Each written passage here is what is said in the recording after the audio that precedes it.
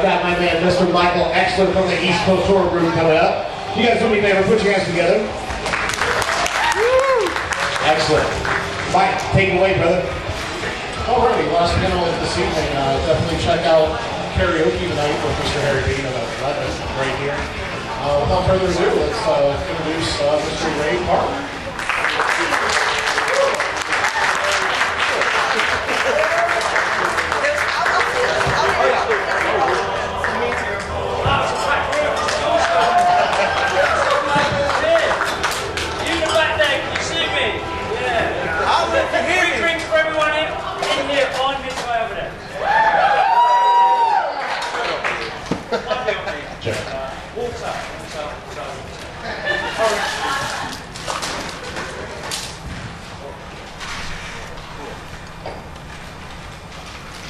How you all doing? Woo! Yeah, having a good time? Yeah. Friday night, and where are we? Yeah. This is a place to be. Days of the Dead. 13. The force is strong. Wouldn't you agree? The wind is out there. The elements are letting us know that we're human. Very cozy in here. Who's getting married? This is the wedding reception. I'm the wedding singer. The only thing is I can't sing. But I can make a lot of noises and try and make you laugh. Oh, you did? Okay, awesome. Oh, so they paid for the gazebo to be here, and then we were getting it for free. Yeah, I like it. Well, first off, I just want to say thank you for taking some time off. First off, let's start with your martial arts background. Tell us a little bit how you got started and what level you're at. I got started, my first official martial arts or Kung Fu class was when I was 7. I've always wanted to do it before I was 7. Grew up watching Jackie Chan, Bruce Lee movies, Monkey Magic TV show, anything to do with martial arts.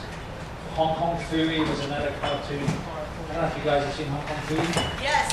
Hong Kong Phooey, #1 super guy. I was reminded of that at Star Wars Celebration in London, Europe recently. And, you know, when you get in Star Wars, you're in the movie, you're not, when you're on set, you're not thinking, I'm going to be answering questions one day, so I can remember every moment I'm doing. And so over the years, I remember different things when I get asked different questions from fans. And that was one, Hong Kong Phooey. I completely forgot about it.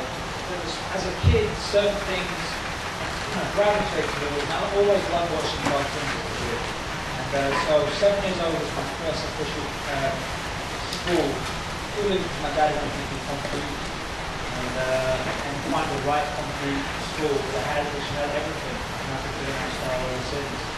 And I'm at the level, still trying to achieve a level. So I stopped grading when I was about 18, 19. I was a member of the martial art. I was a member of martial art wushu team from the age of 15. For Great Britain up until I was 21. And it's really when I used to travel to the Far East. They didn't do black belts or anything like we do here.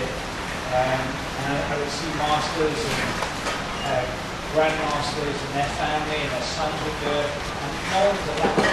They've been doing it for 40 years. So it kind of opened my eyes about the belt system. And so it really wasn't really important to me then. The main competition was about belts. But I think it's a good thing to have, a big goal to do. Because I remember getting my black belt when I was 16, and I thought I was going to have magic powers. You know, you integrate in, you do really well, and you go back to class on Wednesday after Sunday, and the master gives you this fantastic, sacred belt. I remember putting it on at the beginning of the class, and I thought I was going to be like Superman and jump up high, and kicks are going to go faster, and everything's going to be a lot easier. And I remember my dad saying to me that, just because you're a black belt now doesn't mean you need to give up or stop trying. This is where the learning begins. And he was right. Black belt was the beginning. For the 6 years was basic training. So have you had a drink, coffee, or tea, or anything like that? I'm just thrilled that you guys are here on a Friday night sitting here. I'm talking about martial arts. So, you mentioned wushu. Now, that was sort of integral to your portrayal of snake eyes. I don't know if that's wushu is part of it. So if you ask me to do a karate form, I'm going to do like a wushu guy. There's going to be something there that's going to be very, well, I'll give the essence of whatever style I'm doing. The wushu Shaolin is part of everything I do, even my signature. It's part of, it's really, I've been doing it since I was 7, I've been doing it for 32 years now. So it's massive, you know, it's me. I don't know a lot about martial arts, but it seems to be more of a lifestyle, not just figuring out like the color and Yeah, I didn't go to martial arts to learn how to fight.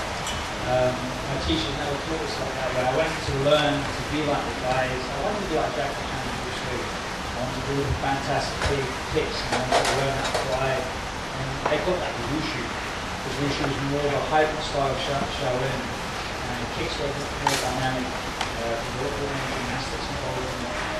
So I just thought it was about expressing myself. You know, b-boys or breakers. Each person expresses themselves differently in dance. And I always saw martial arts and wushu kind of similar to the rhythm and tempo of dancing.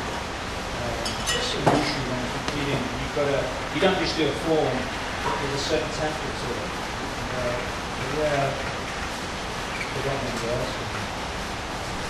We'll get back to snake action. Now, with your martial arts background, what made you want to get into the entertainment industry? I just want to be rich. It's fair enough.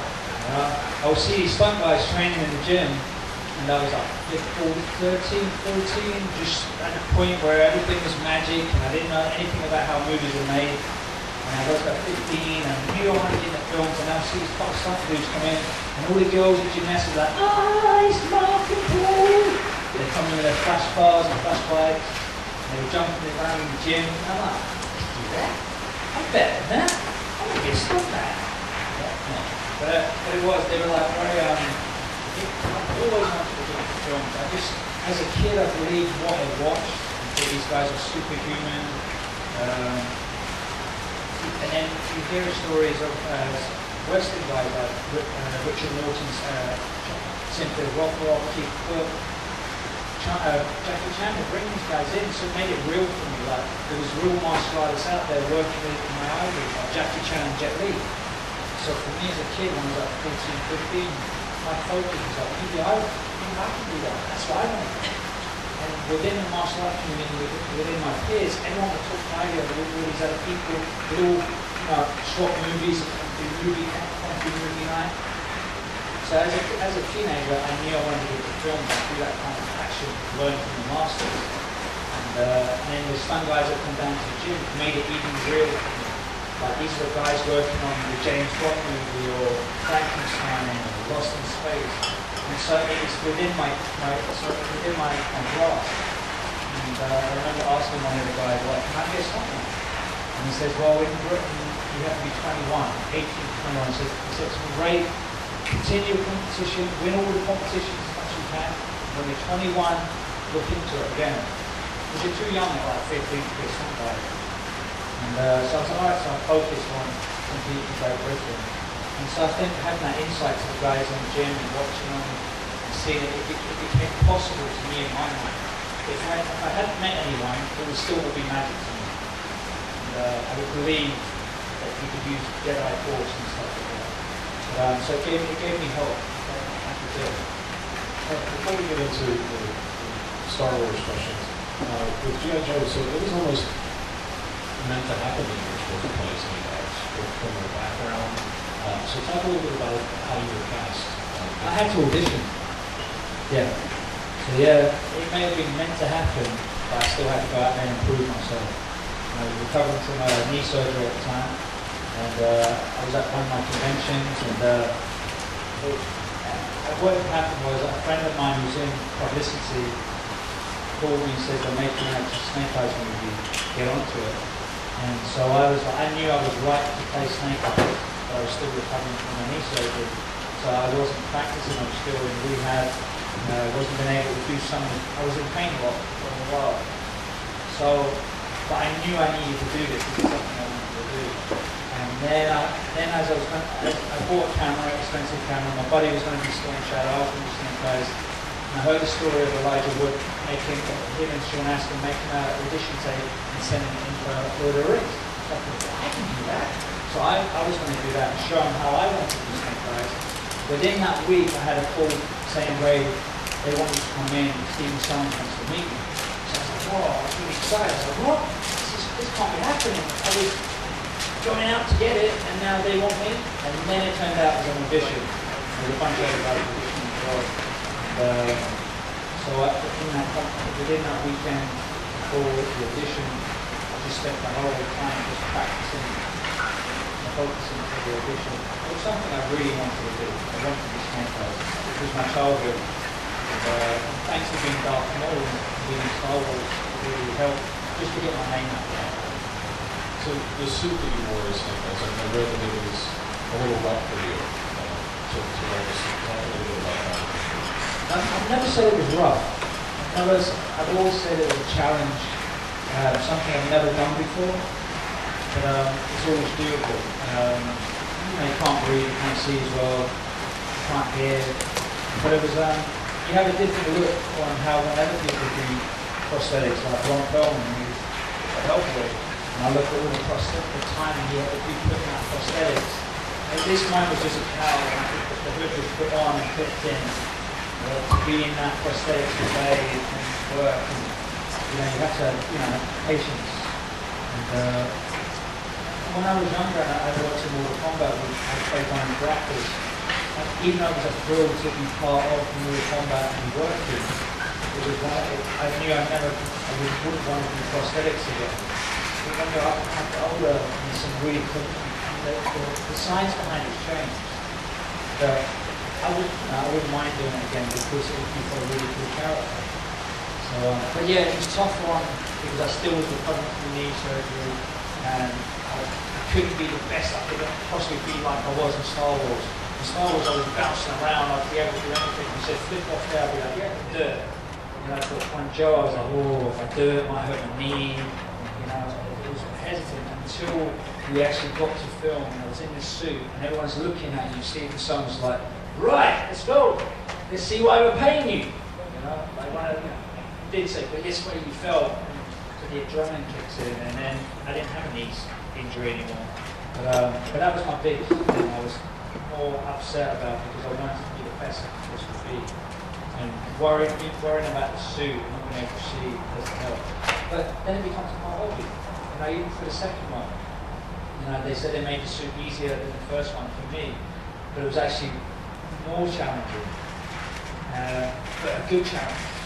I would step into that suit again in a heartbeat. You don't appreciate how good it looks when you're looking at yourself until you see photos of yourself on the screen. So I love being in it. It was part of the method, part of my meditation. I was having a lot of conversations in my head by myself. What's for dinner tonight? All the snake guys have. You have this whole dialogue, looking and what you're doing, and it was cool. You have two guns either side, and you've got a ninja sword in your back, and it was really cool to play and to relive my childhood. Because they're the kind of things you pretend to be as a kid. Well, I did. I wanted to be a ninja. So you'd be like, yeah, you got a Patrick, I'm coming to get you. Every kid gets the little towel around their back and the hoodie, pretend to be Batman or Superman. Yeah, I was one of those kids, I'm sure you all were as well. Now we can be big kids at conventions. So I was reliving my childhood as snake eyes as well. I was like, oh yeah, I remember when I was going to be a ninja and smoke bombs and it was fun. It's going to be a straight question, but do you know what the meaning of the marking on the right shoulder of snake eyes was? Ratchikachi? It means completion. I was just curious. I had a feeling you would know. I just made that up, but it sounded real, yeah? One more film before we get to Darth Maul. You were the stunt double for Christopher Walken in Sleeping Hill. Talk about, how much did you get to work with Christopher Walken? And, we hear this term stunt double all the time, but what does that really mean? For one, I didn't want to do Sleeping Hill. I don't tell a lot of people that. Because it was a stunt job. To me, what it meant back then was being known as an actor or being known as a stuntman. If I'm known as a stuntman, I can't do acting work.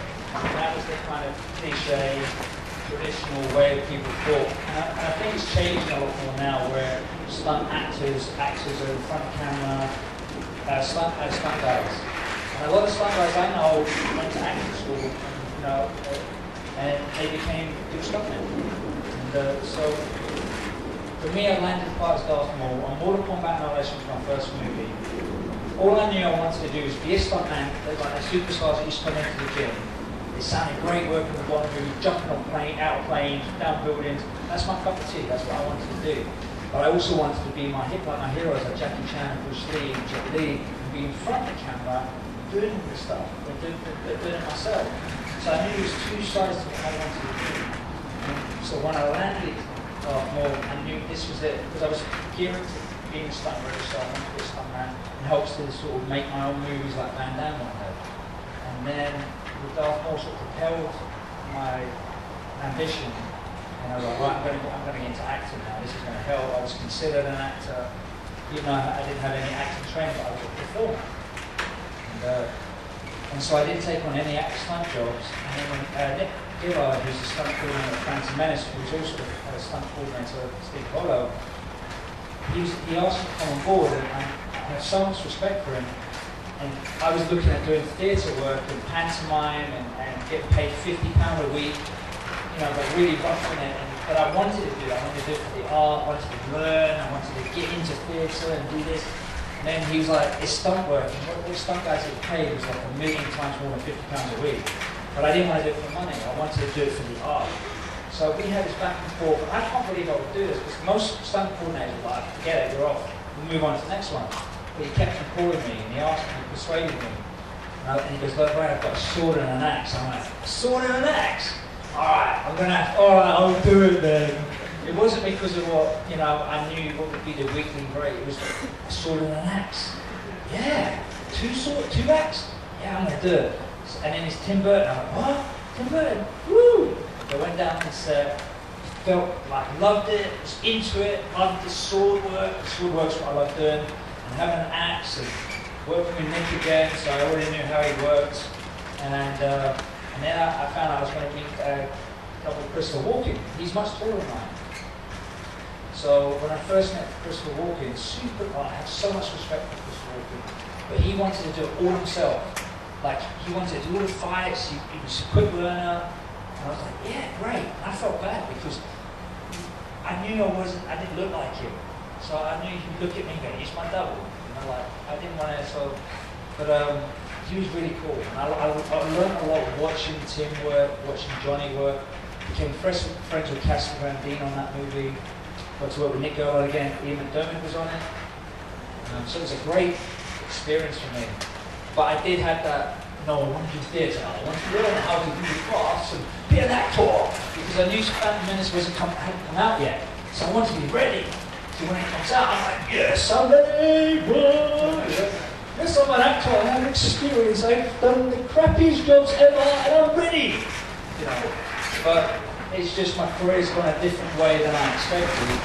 So I've learned along the way. And I'm so glad that Nick asked me to do Sleepy Hollow, because swords, axe, awesome costume. And I didn't do the horse work, it was just all the fights. Robin, he did all the horse work, so it was a lot of fun. Alright, well, let's get into little character you played there. Let's talk about the process of you getting involved. Yeah, I finished working on Mortal Kombat Annihilation. All of my American stunt friends, who became my friends on it, were going off working on fantastic movies in LA. Other people were talking about doing a new James Bond movie. Others were talking about Lost in Space. And I was like, what about me?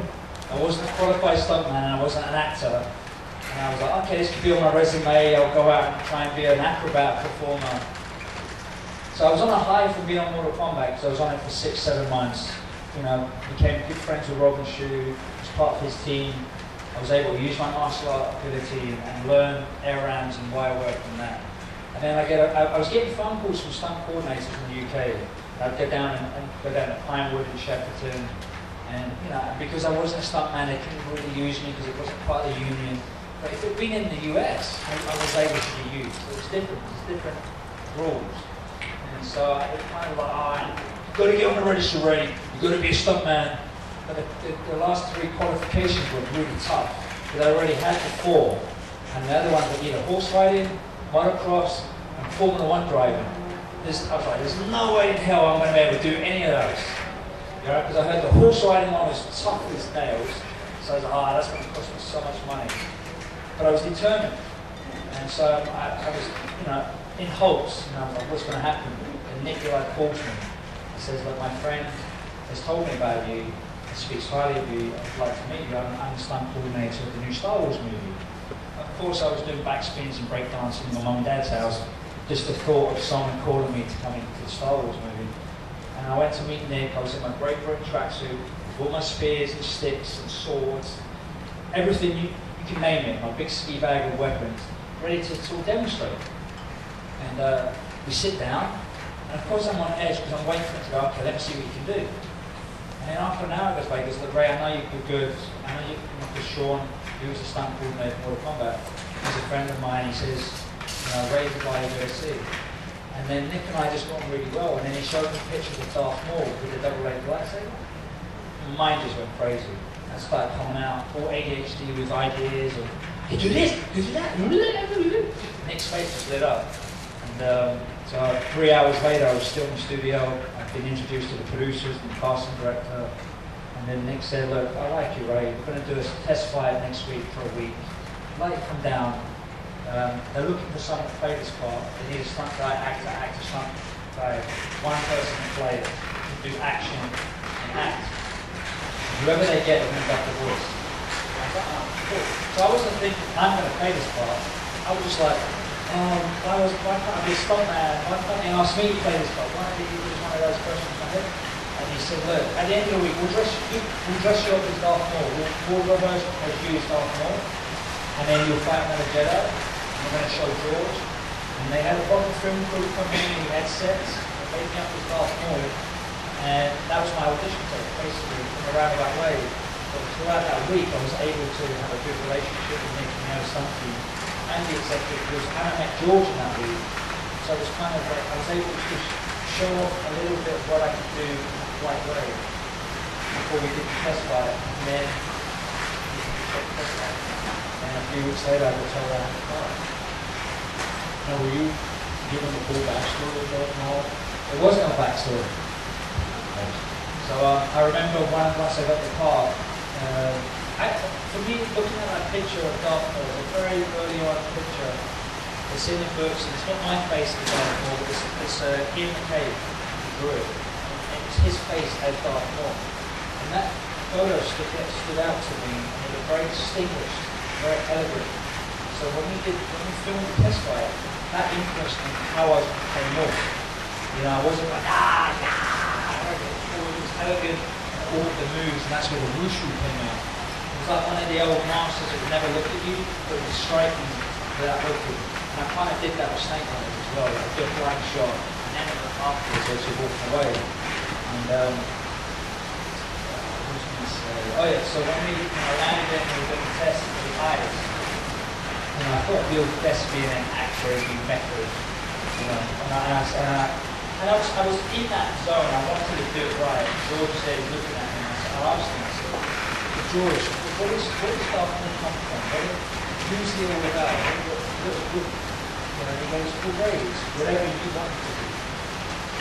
And that, and me asking him, because you staring at me, looking in your eyes, I felt a bit awkward. I thought I should say something. So it just came from my heart, and then that gave me confidence to play Darth Maul the way I wanted.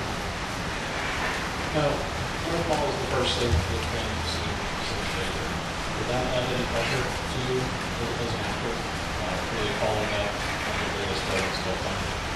I didn't even know Vader was a Sith back then. As a kid, I wasn't paying attention. I just knew he was bad guy. And it scared me as a kid. Sith was a new word for me. Phantom Menace. Does it reference that in 4 by 6? Yeah? See, I didn't pick up on that, I didn't remember that.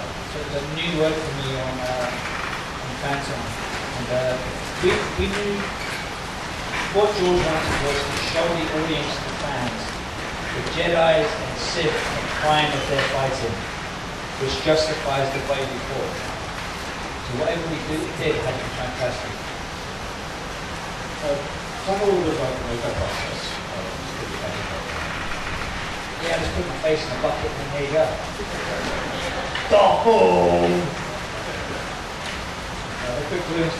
Yeah, it was Paul Inman was the makeup designer or artist, and he would do everything by brush. A lot of they do airbrushing now, but hand paint. He hand painted my face. They didn't use stencil or anything like that. And he did that every morning. I think the first time took about 3 or 4 hours. It felt that way. But they had a 3-hour window for me to do first. And the first thing was to get rid of any stubble on my head. For the test fight, I did a ball cap. I hated it because it was cool here, it was blue, they had long side there, it was uncomfortable.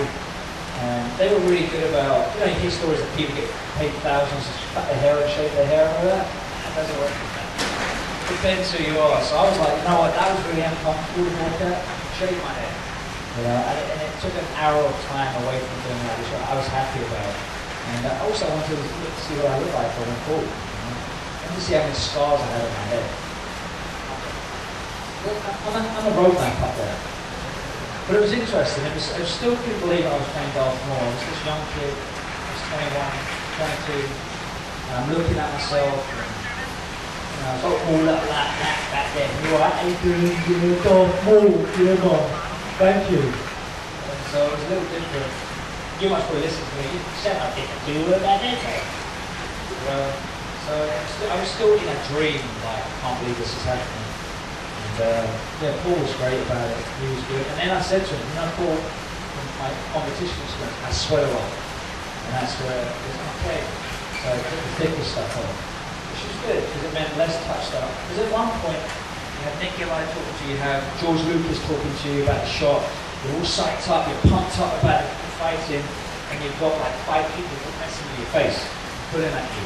And at one point, you're sort of, but they're doing the job, and that's something you learn as you get on. You keep still, you listen.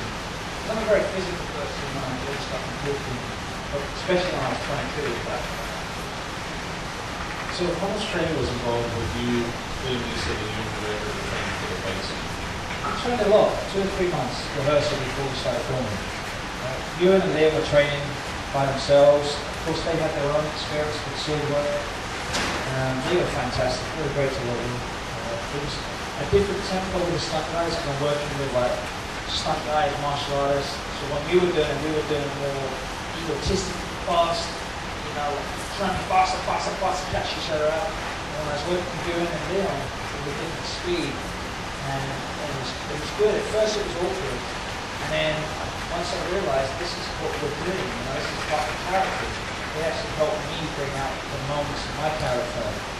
Which you don't play with the other stunt guys, you just do it. And so it was really nice to sort of do that with Ewan and Leon. Talk about filming the final scene. Everybody's seen the final after. Not to spoil anything. The death of Qui-Gon and then obviously the horrible death of Qui-Gon, which is all about. Talk about filming that legendary scene. What do you want to know? Well, most of us have never been on a movie set and never will be on a movie set. So, when you obviously know your position, you know what you have to do. What goes into all the training that you did? When the cameras, I'm sure there's a ton of cameras going on, it's huge production. What do you have to do when that happens? So is it just your choreography is all set and that's what you do? Is there any, so maybe if you do this differently, is there any takes? What happens in my experience is that we rehearse the fights. George approves it. And we're pretty much started with it. So George approves the fights. He likes it. We show him, and we say this is the best scene, that scene, this scene. So we have all the fights locked down throughout the whole script. And before we get to film anything, he has to keep it addressed. And all we do is work on it, make sure we all know it. And then once his sets are built, sometimes we're rehearsing the beats, and by this is where this one is, and have tape before. And you may have seen some of the behind the scenes about the black line, Ewan's there, and he bends his lightsaber. That's us going on to the set. That's us just trying to film rehearsal bits of the set before it's even built. They have tape on the floor. This is the alleyway, this is the walkway. You're trying to imagine it. So our rehearsal area might be the same as where the chairs are. That's like, you have a place that has no, you can't imagine what it is. You just know you're doing things up and down to the side and keeping it on there and set the film. Then you start adjusting things. And this doesn't work, that doesn't work, this doesn't work. And you change it up a little bit. But I didn't know that the last fight scene with you and I was going to be in a small area of curve and a big drop. But we rehearsed it to all straight lines. So you get on set, you're like, you're like, I'm not going to ever do what we just did, practice. And so, you're trying to do everything and not walk down the whole hole. And then trying to do a butterfly twist. We had to adjust that. So you had to move a certain way, I had to move. The first couple of takes, I couldn't get it the way I wanted to get it.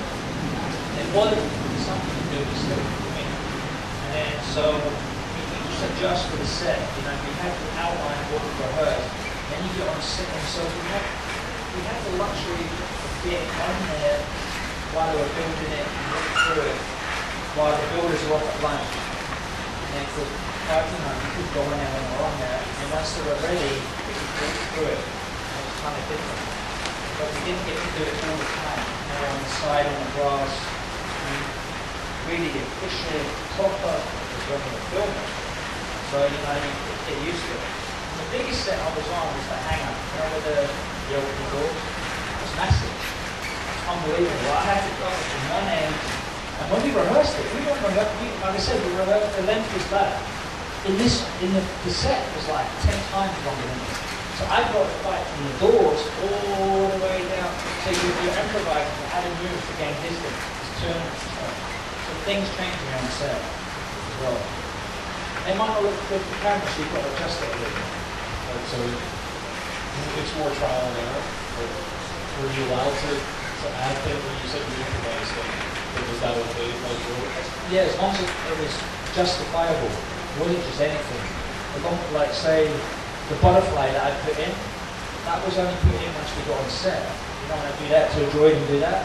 That was all added in once we were on set. The set was built and we're doing it. And we've got to cover distance. So I thought, hey, what about if I do this? Do a butterfly. And then, this was before we, now I'm remembering, that part was before we started filming, maybe the week before. And we had to make the distance here for the editor so we do the droid thing. And the droid thing wasn't in the script. And I remember saying to Nicola, when am I going to use the Force? I'm Darth Maul. Now, like, Vader had it. And I remember George coming up to me and he said, there's going to be a droid there. This is your Force one, because Nick went and said to George. And I would joke about it. And that's when I used my Disney two fingers. And who knew? That it. So, according to the revised Star Wars canon, Darth Maul did not die. In my heart and mind, he never died.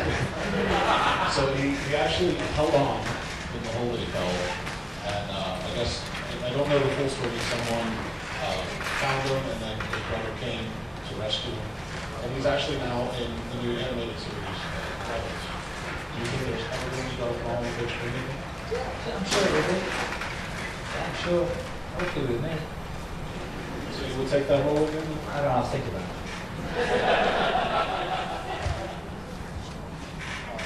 When I was fighting Qui-Gon, before I killed it, or Darth Maul kills him, there was a little change in that as well. And I remember because for Qui-Gon, single fight for Darth Maul and Qui-Gon was more technical, intricate, and Obi-Wan and Darth Maul was going to be rampant and aggressive and fast and flourish. And that's what we all agreed on. There's a part where I go like this, and in the movie, this was added bit. In the actual master, I didn't go do this. That was something George wanted to see. But on the day of principal photography, when I lock his lightsaber up and he has nowhere to go, I wanted to use my horns and swipe his tunic and cut him. Because I felt like this is a weapon too. Why have I got these horns? And it's close to actually use them. And now in some of the comics, his horns are like that. So if I was asked to come back, shish kebab. So obviously you knew there was a fan base for Star Wars. Did you realize that it was so rapid? I did know there was a fan base for Star Wars. I thought I was the only one. Honestly, at school, didn't tell anyone what kind of movies you're into. You get beaten up. Right? I didn't know there was other guys out there at school that were doing the same thing as me. It was one rainy day like this. We're stuck in religious studies. There was nothing religious about it. It was just a time for us all just to get together and just talk anything and mess around. Because we always had a substitute teacher who didn't care what we did. So we're sitting, and before I knew it, I made 8 new friends. We all played soccer together, maybe beat each other up on the playground. But it turned out they loved Star Wars, they loved Jackie Chan and Bruce Lee. They were my new best mates. I didn't know other people loved Star Wars. It was only when I was on Phantom Menace, apart from my dad and my brother and my uncle. It was different when I was a kid. Maybe it was just the way I was shy. I didn't really say anything beyond fight. And when I was on Phantom Menace, my good friend who was a PA on it, he goes, you know you're going to be doing conventions for the rest of your life on this? You don't know half of it. I'm like, yeah, whatever. Because people are going to come all over and you're going to be, and I said, what's a convention? I didn't even know there was anything like that. If I'd known that, I would have been going to conventions when I was younger. So being Darth Maul has brought me into conventions, and I think it's a wonderful thing that we can all celebrate, get together, and talk and dress up and portray your favourite character and have fun. Be social, part of your life. Because I just remember if you talked about anything like that, you'd be like, you like Bruce Lee? You think you're Bruce Lee? Well, let me show you the force of this one. So it's cool that it's conventions, and I'm really grateful for being Darth Maul. I feel very lucky. I feel very lucky that you guys still come and listen to the talk, and hopefully they'll ask me back to be Darth Maul.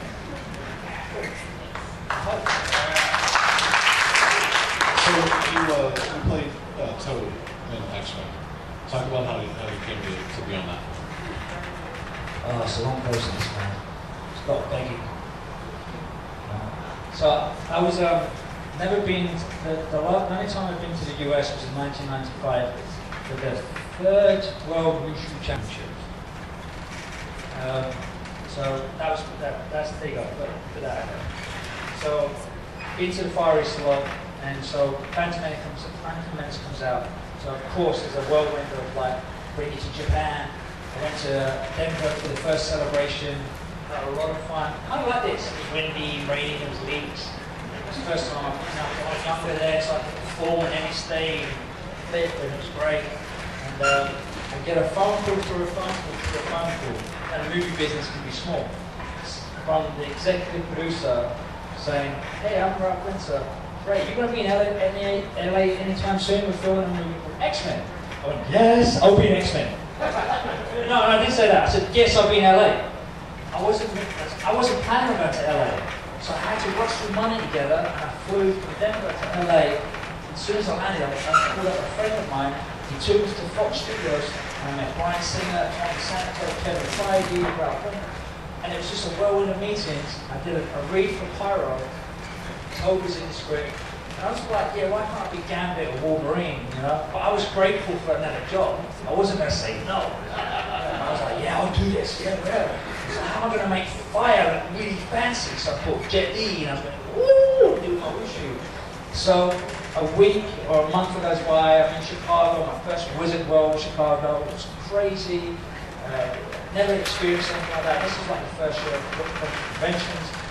And I was hesitant because they came back from Asia saying you want ready to be told. I can't be told. I've got to wear prosthetics, this, Darth Maul.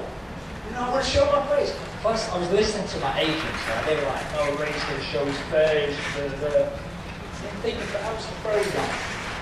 And so Brian calls me personally and he goes, Ray, we doing this again? I'm like, Brian, what's your issue? And I said, it's a prosthetic. Because I talked about Baraka or Mortal Kombat. He goes, look, Ray, this is an opportunity for you to do something different with the character. It's nothing like Tom. I want to bring something fresh with it. And I said, you mean that? He goes, yeah. I want you to bring something of yours and do something new. And straight away I just felt, you know what? I believe in you. I'll do it. And of course I knew I needed to work. And I'm like, hey, this is my dream. And I was conflicted. Why am I conflicted? And you know, I'm so glad I played toe. It was just a great part to play. And I was just worried about prosthetics. That was all. I was listening to my agents. You know. Now I'm like, yeah, whatever. I just want to bring the character to life. You know, that's what it's all about. Having fun with it. But having 2 kids, you forget about being hard on yourself. Just have fun. You know, just bring that character to life. In all the films that you've been in as an actor, stuntman, what are some of the most challenging stunts that you can remember that you have to do? One that really stuck with you? Getting out of bed every morning. That's a great answer. Yes. I remember when I was 14, my whole body went numb. You know, you have the growing spurts throughout the pre-teens and stuff.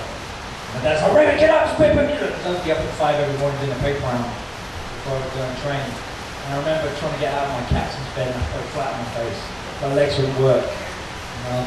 Post some story there, right? But I think the most challenging thing is I hate being bored. I hate sitting around like, right, we're going to bring you in.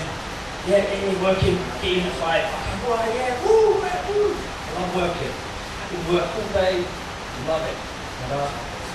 Tell me to put a fence up, I'll do it. And then sit around doing nothing. I hate that. But I dislike it. Hate's a strong word. I don't like it. So I like to be busy. I like to keep busy.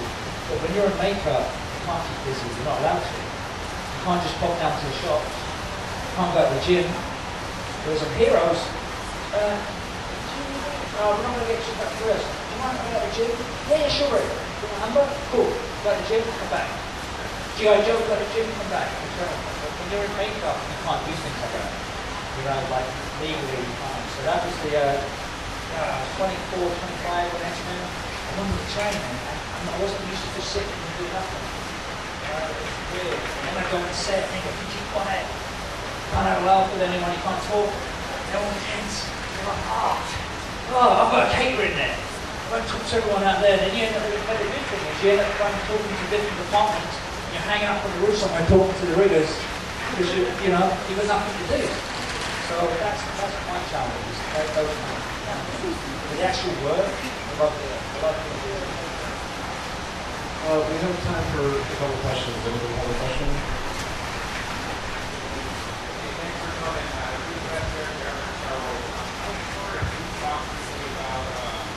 When I first saw Phantom Menace, I couldn't get over the scene in Tunisia, I believe, when you're just completely covered in this black coat. And I was wondering what kind of space did you get into to handle that heat, the extreme heat of all that?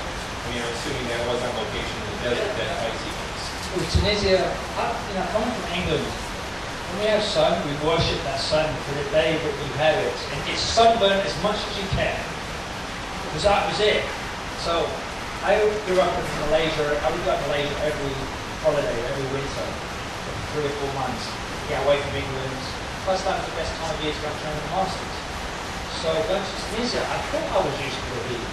So, what I would do is at any location, I would do it even at conventions. I'd go for a run. And just keep on running. And back then, I could run 10 miles and just keep going. Sometimes you had to run 10 miles because you got lost. And you have to run back. It was quicker to run back and walk back. You know, so you start walking, they keep on. So just keep that head forward and just keep on going until you see the hotel. So in Tunisia, I shaved my hair that morning and we got there the day before and I'm going to go for a run, that's what I do. Went for a run. Ooh. I had heat stroke. I was out of it when I got back. And what made it worse, I had a pack of dogs run after me. So you're in a little resort area which is in a small little town, village. And that couple of fancy hotels, you get like complacent, you think, yeah, cool. I went for a little run, 10 minutes out. I'm no longer in this little fancy village anymore. I'm outside. And dogs are looking at me going, what's he doing? He's running. It's chasing. You know? So I had like 10 dogs running after me. And it was the most frightening thing ever. Because you don't pack, you know, and I had that experience in Thailand. They were going after me and attacking me. So I thought the same thing was going to happen here. So that was my first experience of don't go out shaving your hair in a foreign country again in the scorching heat at midday. Because I thought I'd try and get used to it for half more. And I was trying to be all like, yeah. And, it was my first experience in the desert, what I did was, the base camp was set up, and I went up over these sand dunes, and there was complete silence. My ears started ringing with the pressure of silence. I've never experienced, you don't hear a bird, you don't hear a plane, you don't like nothing, you don't hear anything. And I remember going, oh yeah, he's still speaking, he's still here. Because I thought I had it. It was amazing being in a place with nothing else around me. And I'll always remember that. And plus I was scared of scorpions. You know? So that was good. One more question. Your death has told in storm sense, you know what happens when it's always what happens. There just always seemed to be something that seemed to be more to go behind that. And it just really flat. Is there any more to it? I wish there was. I didn't question it at the time because it wasn't my line. And I was just focusing on what I had to do. But when we did it, and I fall, and I scream, I had this conversation, I get electrocuted, and you hear me, if you're watching me, I'm going, so I'm still alive. So, I was still alive, and we had this whole thing, I'm getting electrocuted, But, yeah, I don't know, I can't read into it, it was just a line. Yeah. I didn't question it, just handed over then. And I was just plain cold. I was just grateful for being on there. Don't answer back. Digital. Oh. Well, again, thank you very much for stopping by and talking to us. Any other questions? It's Friday night, guys. What are you going to do? Karaoke? What time is karaoke? 11 o'clock. 11 o'clock. Can you guys stay up for 11 o'clock? Yeah. Good guy. Yeah, one more. Don't make it hard. 3 syllables. I was just going to ask if you have any upcoming projects that you can share any programs. Yeah, I'm working on something right now. Oh, cool. I'll look for it. Myself. I've just finished doing rehearsals. So I'm not going to say anything. I'm going to wait till we finish because I'm going to teach myself. That's cool. So hopefully something good happens in the next couple of weeks. Thanks. Thank you. Is everyone having a good time? Yeah. You take the hotel? Yeah? Ah, cool. No one's on the 6th floor, are you? Ah, okay, good. Keep the party on the 4th floor. Put your hands together for